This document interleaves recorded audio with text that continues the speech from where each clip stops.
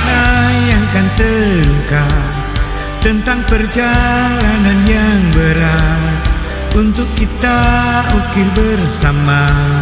Jadi sebuah cerita pahit getirnya kisah ini, namun kuat. Assalamualaikum warahmatullahi wabarakatuh. Salam sejahtera untuk semuanya, teman-temanku seprofesi, sesama guru dimanapun Anda berada, terkhusus guru SMK, terkhusus lagi SMK swasta. Alhamdulillah kita bisa ketemu kembali ya. Kali ini memang bukan seperti lanjutan kemarin yang part 1, part 2, part 3, part 4 itu bukan. Tapi ini justru saya menjawab, saya merespon dari teman-teman guru yang ada yang WA ke saya, ada komen kepada saya dari mengikuti guru berprestasi di luar negeri melalui channel YouTube saya Dr. Kes Mes Kehidupan. Itu ada beberapa pertanyaan yang memang penting untuk saya jawab. Yang pertama itu ada pertanyaan, Pak Kes, gimana cara memulai untuk jadi guru yang ideal semacam itu? Saya kok merasa sulit. Ini yang pertama. Ya, memulai apapun itu memang ada kesulitan. Memulai apapun butuh perjuangan kita, butuh niat kita yang kuat, yang sungguh-sungguh. Kalau niat kita kuat, niat kita sungguh-sungguh untuk menjadi yang terbaik, insya Allah akan berikan kemudahan bagi kita. Tetapi memang tidak serta-merta, bukan bim salah bim, semuanya butuh proses perjuangan yang harus kita lalui. Dan kesulitan-kesulitan itu adalah sebuah awal yang baik. Belajar itu hasilnya bisa baik, bisa jatuh, bisa kuat. Manakala kita belajar itu dari masalah, manakala belajar dari kesulitan, manakala belajar dari pengalaman, itu hasilnya bisa kuat, hasilnya bisa maksimal. Kalau kemarin teman-teman mengikuti apa yang saya sampaikan, mengalami kesulitan-kesulitan, memulai dari mana? Ya kita mengikuti aturan agama kita. Segala sesuatu kita mulai dengan niat dan tujuan kita dulu. Niat kita kalau kuat, niat tujuan kita jelas, insya Allah kita nanti akan diberi kemudahan oleh Allah Subhanahu Wa Taala. Tidak ada orang yang mampu merubah diri, itu tidak ada. Urusan yang saya sampaikan, urusan psikologis guru itu adalah urusan hati, urusan rohani. Itu wilayah kekuasaan mutlak Allah Subhanahu Wa Taala. Tapi kita berkewajiban untuk ikhtiar. Kalau mungkin biasanya berangkat ke sekolah tidak pernah niat, ya sekarang niat. Niat menjadi guru yang baik. Niat belajar sambil mengajar. Karena kewajiban kita itu tidak hanya belajar di pendidikan formal dulu aja, ketika sudah sarjana sudah tidak. Kewajiban kita itu dari kita digendong oleh ibu kita sampai kita kembali ke liang lahat, itu kewajiban kita. Artinya kita tiap hari, saya berangkat tiap hari berupaya untuk tidak lupa niat belajar dan mengajar. Nah, apa yang kita belajarkan anak-anak, tetap kita harus punya pedoman yang kuat, tujuan pendidikan nasional. Nomor 1 ya pendidikan budi pekerti, pendidikan karakter, akhlak itu nomor 1. Yang lain-lain, katakan saya ini guru fisika. Guru fisika itu pelengkapnya, pelajaran fisika pelengkapnya. Tapi tujuan kita yang nomor 1 tetap budi pekerti luhur, tetap karakter mulia atau akhlakul karimah, tetap itu menjadi kunci kita. Sehingga kita harus bisa menempatkan hal tersebut menjadi yang utama. Yang lainnya adalah pelengkap. Nah, karakter mulia itu apa? Budi pekerti luhur itu apa? Lah kita sebagai orang Indonesia tetap karakter mulia itu yang pertama ya urusan kita kepada Sang Pencipta. Kita membawa anak-anak kita, murid-murid kita, mungkin diri kita dan teman-teman kita.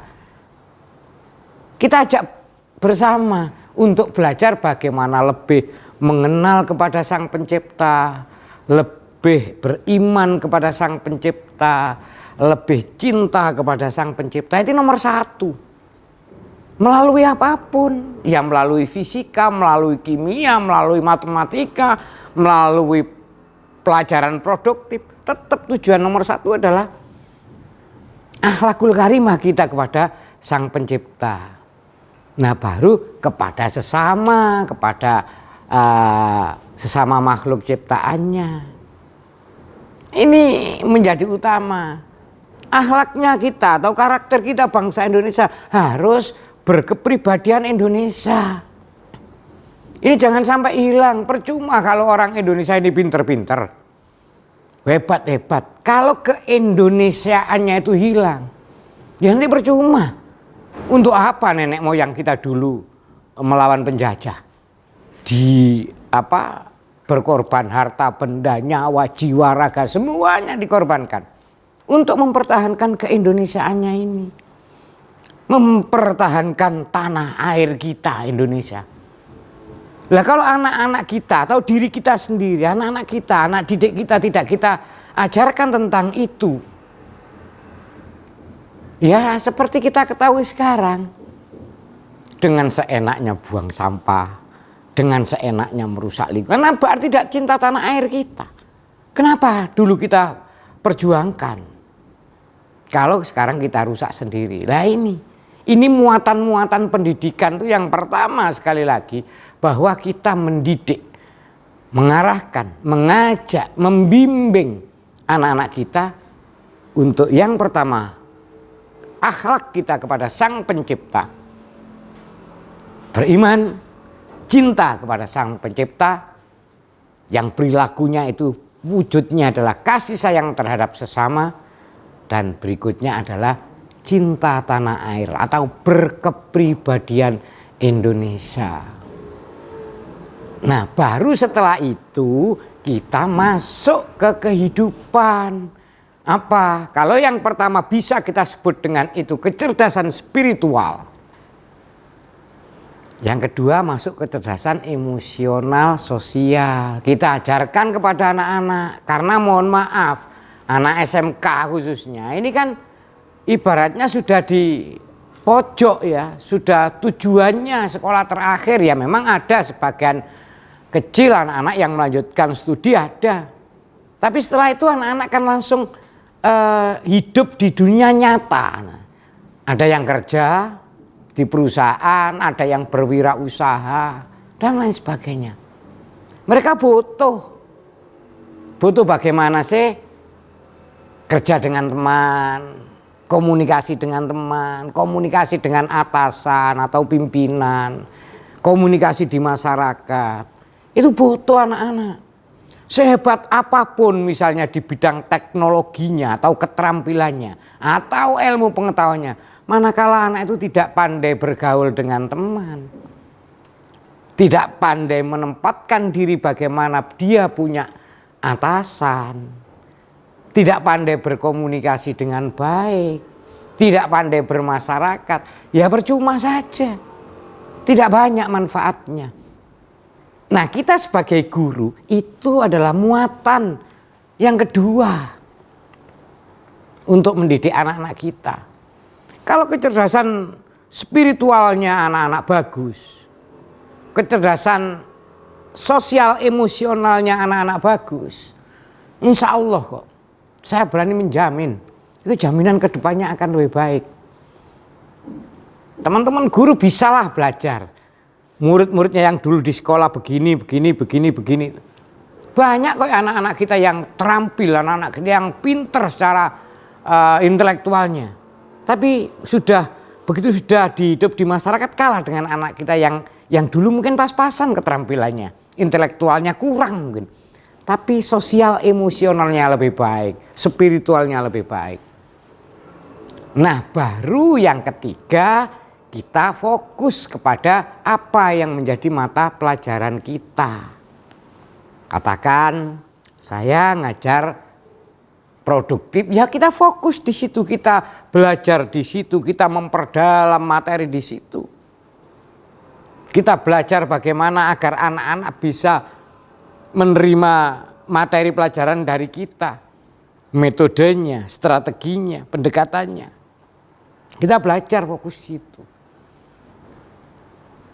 Baru yang keempat, bagaimana kita membelajarkan anak-anak agar secara fisik, ya, kinestetik, secara fisik, anak-anak juga bisa menjaga dirinya sendiri, menjaga kesehatannya, bisa lebih cekatan, lebih terengginas, fisiknya kuat, kokoh, daya tahannya juga hebat, bekerja keras tidak sambatan dan lain sebagainya.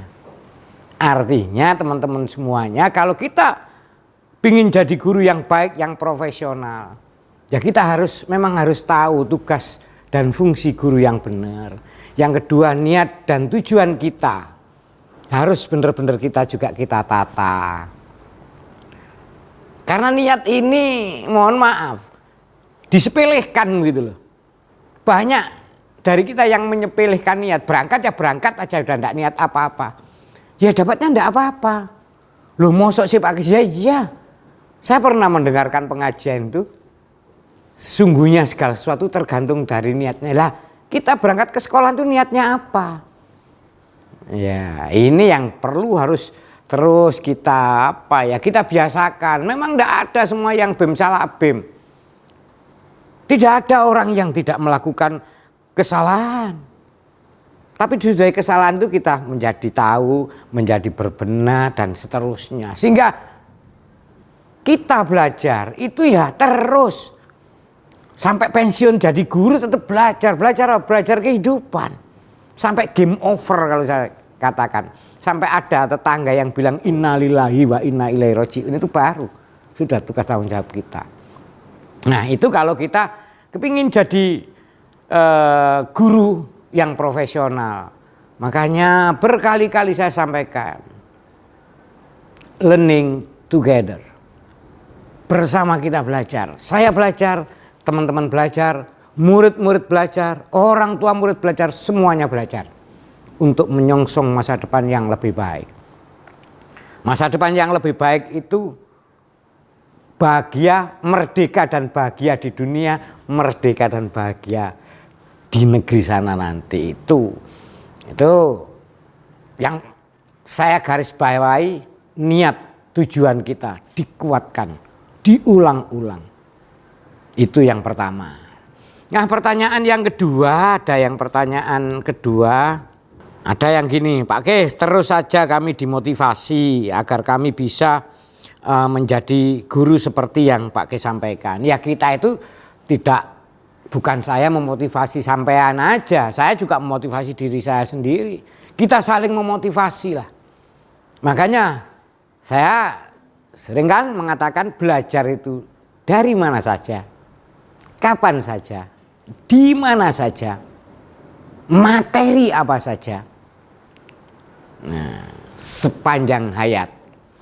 Bahkan kita kalau sudah mampu menjadikan apa yang ada di sekitar kita menjadi guru bagi diri kita, itu jempol 2. Kita tahu murid-murid kita adalah guru kita, teman-teman kita guru kita, ada kejadian guru kita, semuanya adalah guru kita. Nah, memotivasi, kita saling memotivasi. Saya juga sama dengan teman-teman semuanya. Saya juga manusia sama dengan teman-teman semuanya. Tempatnya lali, tempatnya salah. Sehingga ya teman-teman memotivasi saya. Dengan tanya begini atau usul begini kan teman-teman memotivasi saya. Saya juga misalnya mulai agak kendo, semangat lagi. Saya ngomong gini, nanti juga bisa memotivasi teman-teman. Artinya saling, tidak ada orang itu yang sempurna. Itulah enaknya konsep belajar hidup beragama. Saya pakai istilah itu, belajar praktek hidup beragama. Bukan hanya sekedar belajar ilmu agama. Kalau di jalan raya macet, serobot-serobotan, ya kita tanya, kalau saya hidup beragama boleh nggak saya nyerobot-nyerobot ngawur? Oh nggak boleh, ya praktek ngantri. Kalau kita salah ya kita mohon maaf, manusia kan tempatnya salah, ya Allah, ya Tuhan ampunilah saya dan ampunilah orang-orang yang melakukan kesalahan seperti saya. Sehingga salah kita bisa menjadi kebaikan karena kita bisa komunikasi kepada Yang Maha Kuasa, juga mendoakan orang-orang yang salah seperti yang kita lakukan. Itu praktek hidup beragama. Belajar praktek hidup beragama. Kalau kita benar, ya bersyukur, terima kasih ya Tuhan, saya diberi kesempatan untuk benar. Karena benar, melakukan sebuah aktivitas benar itu bukan kemampuan kita. Kita dikasih kesempatan untuk benar, makanya kita bersyukur, berterima kasih kepada Tuhan. Jangan sombong. Kalau kita lupa berterima kasih, bersyukur pada Tuhan, nanti kita sombong, koyok-koyok hebat. Enggak ada. Sehebat apapun orang itu tempatnya salah dan tempatnya lupa, itu jangan sampai lupa. Itu belajar hidup beragama. Sehingga enak, hidup itu bisa dirasakan nikmat gitu. Nah kalau kita itu niat kita sudah benar begitu, kemudian kita hari-hari yang kita pikirkan ya bagaimana murid-murid kita, siswa-siswa kita, bagaimana cara belajarnya yang baik, cara belajarnya bisa enak, menyenangkan dan lain sebagainya. Percayalah kalau kita jadi guru yang profesional, tidak usah takut miskin. Memang tidak bisa dilogika gajinya guru itu. Tapi kalau kita profesional, tidak usah takut miskin. Tuhan yang menjamin semuanya. Nah saya ngomong begini karena saya sudah lama jadi guru, mulai tahun 87 jadi guru, ya sudah puluhan tahun, sehingga tahu proses begini. Dan enak kalau berpikir semacam itu enak. Tapi kalau kita berpikir hal-hal yang bukan ranah pikiran kita, oleh rezeki piro, itu bukan ranah kita. Nanti kita jadi kepikiran, cepet tua, lorohan. Ya kan? Nah itu yang kedua, kita sama-sama saling memotivasi, sama-sama saling memberikan masukan, sama-sama belajar. Kemudian ini yang bersama untuk jadi guru SMK yang baik atau profesional, bermanfaat. Kita mulai dari mana? Ya dari diri kita sendiri. Kita tetap dari diri kita sendiri. Kita jadi murid dan jadi guru. Makanya saya pernah murabbi ruh saya itu mengatakan, sebelum mendidik orang, didiklah diri kita dulu. Sebelum membelajarkan orang, belajarkanlah diri kita dulu. Ya itu memang. Apalagi ngajar SMK itu sungguh-sungguh luar biasa. Sungguh-sungguh kalau saya mengatakan itu sangat-sangat bisa dirasakan jadi guru SMK itu. Senangnya bisa dirasakan, kalau kita susah ya bisa dirasakan. Karena memang berbeda. Ngajar SMK dengan yang lain berbeda. Kenapa? Kita menyiapkan anak-anak ini setelah lulus SMK, gampangane ngomong coro Jawane itu dadi wong. Sudah mereka kerja ya berarti bagaimana kehidupan mereka di industri. Kalau di industri, kalau mereka berwirausaha, ya bagaimana dia berwirausaha. Kalau mereka misalnya kerjanya di bidang olahraga, bagaimana dia di sana. Itu SMK, berbeda dengan SMA, masih setelah itu harus melanjutkan pendidikan yang lebih tinggi lagi. SMK beda. Sekali lagi bahwa kita itu memang kalau guru SMK itu guru yang double tugas tanggung jawabnya itu. Kalau guru SMA ya mohon maaf, bukan meremehkan. Guru SMA ngajar fisika, intinya bagaimana anak-anak ini bisa fisika. Ya nomor satu tadi tetap ya bagaimana belajarkan anak-anak untuk kecerdasan spiritual, emosional. Itu tetap. Dan bagaimana menjadi anak-anak Indonesia yang benar. Itu tetap semua guru berkewajiban itu. Semua guru. Makanya saya katakan semua guru itu adalah guru mata pelajaran dan guru PPKN dan guru pendidikan agama. Itu semua guru. Tapi untuk SMK ada tambahan. Karena SMK ini setelah mereka lulus, mereka akan masuk dunia real, dunia kerja atau berwirausaha atau apapun. Itu real, mereka hidup bermasyarakat yang benar. Itu tambahnya guru SMK. Makanya jadi guru SMK jaminannya gini nanti. Untuk itu ya tidak ada lain, kita harus belajar. Guru SMK harus memahami apa sih SMK yang benar itu. Ya buka-buka lah di Google, di webnya Kemendikbud, webnya vokasi, webnya SMK. Buka apa sih sebenarnya yang diharapkan untuk SMK itu. Belajar. Nah, terlebih ini untuk teman-temanku kepala sekolah ya. Ya ini harus paham benar bagaimana membelajarkan para gurunya itu. Nah, untuk teman-temanku kepala sekolah, saya berharap deh guru-gurunya itu dipinjemi secara bergilir, ada perpustakaan untuk referensi di kantor.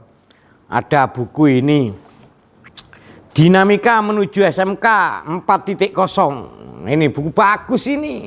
Kepala sekolah wajib moco iki, wajib baca ini, dan disediakan beberapa buku untuk para gurunya bergilir gantian. Ini karyanya Pak Ari Wibowo Kurniawan. Kalau dulu istilahnya Pak Ari ini Kasubdit Sarpras, sekarang koordinator Sarpras Kemendikbud sana, di sana Jakarta sana. Bagus ini buku ini. Ini kepala sekolah wajib baca. Dan nanti guru-guru juga begitu, tapi giliran lah. Beliau nulis buku yang saya tahu, saya beli itu 2 ya. Yang satunya future skill ya, keterampilan masa mendatang. Keterampilan di masa-masa mendatang, future skill. Itu juga silakan dibeli. Dipinjemkan, kepala sekolah habis baca, beli ya mungkin yang 1/3 jumlah guru lah, nanti 1/3 baca ini. Dari bukunya Pak Ari ada 2 yang menurut saya itu SMK. Khususnya kepala sekolah, kajur, wakil itu harus baca itu. Sehingga tahu persis arahnya. Di samping yang tiap hari ada perubahan kebijakan dan lain sebagainya itu. Kemudian ada lagi, karena guru SMK itu beda, saya katakan beda dengan guru SMA. Guru SMK itu juga ngerti programnya SMK. Apa? Ngerti ini. Setelah anak SMK itu bagaimana sebagai guru bisa mengarahkan anak-anak. Ini ada bukunya Bu Endang. Bu Endang ini juga di Jakarta sana, di Subdit. Kalau dulu Subdit ya, Subdit Sarpras sana. Ini menembus jalan usai SMK. Menembus jalan usai SMK. Mohon maaf, guru saya belikan semuanya ini. Saya belikan semuanya. Dan saya minta untuk baca dan buat resume. Ini. Sehingga guru-guru SMK itu harus tahu bagaimana cara mengarahkan anak yang benar setelah nanti anak-anak lulus. Kenapa begitu? Guru itu adalah motivator. Kalau guru tidak bisa memotivasi, nanti jadinya demotivation. Akan ngerusak kepada anak-anak malahan. Maka guru harus ngerti caranya motivasi yang baik. Ke depan SMK yang baik, setelah lulus SMK yang baik. Ini ada bukunya Bu Endang nih. Murah kok. Murah dan ini manfaatnya luar biasa. Luar biasa. Sangat enak dibaca. Dan bahasanya menurut saya, ini anak SMK mampu ini mencerna ini. Apalagi kalau guru-guru. Ada lagi bukunya beliau juga, Kewirausahaan di SMK Masa Kini. Nah ini kan sekarang yang lagi digalakkan. Makanya ada pelatihan kepala sekolah CEO ya. Kepala sekolah CEO itu kan ada pelatihan untuk bagaimana menggerakkan kewirausahaan di sekolah, menggerakkan anak-anak untuk berwirausaha, keluarganya, orang tuanya anak-anak untuk berwirausaha, masyarakat berwirausaha. Ini bukan tugasnya guru KWU saja, bukan. Semua guru harus memahami meskipun dia sendiri tidak mungkin berwirausaha, tapi semuanya harus memahami. Sehingga bisa sekali lagi mengarahkan anak-anak, bisa memotivasi anak-anak. Ini juga bukunya Bu Endang, Zat Budi Rahayu. Ini guru-guru saya belikan. Teman-teman kepala sekolah belikan semua guru-guru. Kalau tidak bisa full, ya minimal 1/3. Satu baca ini atau milih ini, satu milih ini, nanti gilir pinjaman. Ada yang ketiga bukunya juga Bu Endang lagi. 5W 1H tentang 4C di SMK. Implementasi pengembangan kecakapan pembelajaran abad 21 di SMK. Ini juga kalau menurut saya koyok-koyoknya, kayaknya miliki bukunya Pak Ari. Dan kalau ini pimpinan semua menurut saya harus tahu. Dan bukunya Bu Endang, kayaknya ini wajib gitu loh. Saya enggak tahu ya, kalau boleh enggak diambilkan dana BOS. Tapi ini enggak usah pakai BOS, enggak banyak. Pakai uang kas sekolah aja, enggak bikin melarat, tapi bikin kaya. Karena guru-guru kita nanti akan menguasai ini semuanya. Pak Kes dibayar, bisa ditanya. Saya enggak disuruh aja enggak. Karena memang baik, ya saya sampaikan.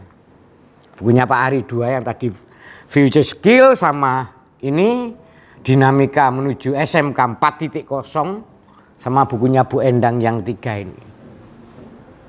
Ini bahkan teman-teman saya di Sidoarjo untuk kepala-kepala sekolah dari kasnya MKKS sudah juga saya belikan.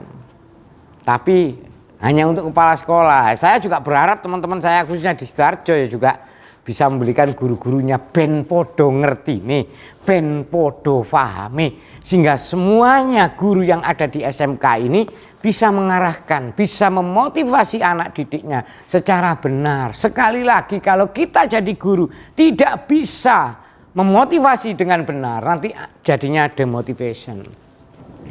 Ada juga ini Pak Samsudin Mahfud ini, sukses tanpa batas. Nah, hal-hal kayak gini ini kan perlu kita sebagai guru, kita sebagai kepala sekolah terutama perlu tahu, perlu baca semacam ini. Perlu spiritual motivation. Nah, spiritual motivation. Saya tadi mengatakan bahwa guru itu yang pertama tugas tanggung jawabnya adalah membawa, mengajak, menyertai anak-anak untuk lebih mengenal Tuhannya, lebih dekat pada Tuhannya, lebih iman pada Tuhannya, lebih cinta pada Tuhannya. Sehingga perilakunya, efeknya anak-anak bisa kasih sayang terhadap sesama makhluk ciptaannya. Ini ada spiritual motivation. Bukunya Pak Samsudin Mahfud, Sukses Tanpa Batas. Ini juga perlu dibaca. Intinya apa itu yang kita gunakan untuk mendidik anak-anak kita. Nah ini juga menjadi bacaan saya sejak dulu. Sudah dipinjemi ngalor ngidul, udah lecet semuanya. Ini bagus bukunya, sederhana. Bukunya Pak Toto Tasmara, karena saya pernah ikut pelatihan beliau. Saya dulu dulu itu motivator nasional bersama BPPD, Balai Pengembangan Produktivitas Daerah di Depnaker Jawa Timur sana. Nah ini bagus, sangat bagus. Etos kerja pribadi Muslim. Nah ini bagaimana sih seorang Muslim yang benar kalau kerja? Apa boleh orang Muslim itu kerja nyolong waktu? Enggak boleh. Ini bagus, bisa juga dijadikan sebagai referensi semuanya.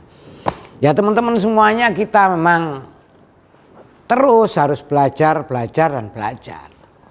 Sudahlah percayalah, enak. Kalau kita memang tetap mengupdate diri untuk bisa mengikuti perkembangan bagaimana jadi guru yang baik, insya Allah kita senantiasa akan diberi happy gitu ya, katakan begitu. Pak Kis happy kan itu kalau passion saya. Kalau saya bukan passionnya guru, ya kenapa kalau bukan passionnya guru jadi guru. Tapi kalau sudah terlanjur jadi guru ya sudah, bismillah. Bismillah. Kita jadi guru yang profesional, guru yang berkualitas, guru yang berprestasi di dua negeri, negeri dunia dan nanti negeri akhirat sana. Itu mungkin teman-teman semuanya. Dari beberapa WA masih ada WA lagi yang belum sempat saya sampaikan. Nanti ya teruslah kita ini saling berbagi bagaimana kita bisa menjadi guru yang baik.